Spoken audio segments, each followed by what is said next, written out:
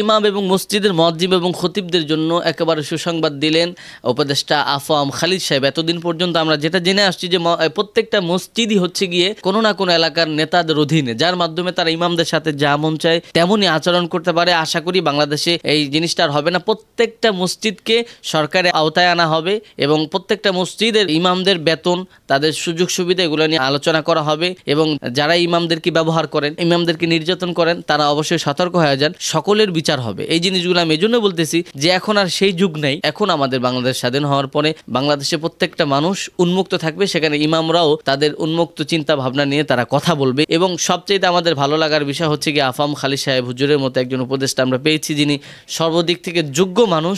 তিনি সবাইকে নিয়ে চিন্তা করেন। তিনি হিন্দু, বৌদ্ধ, মুসলিম কোনো কিছুই ভেদাভেদ করেন না।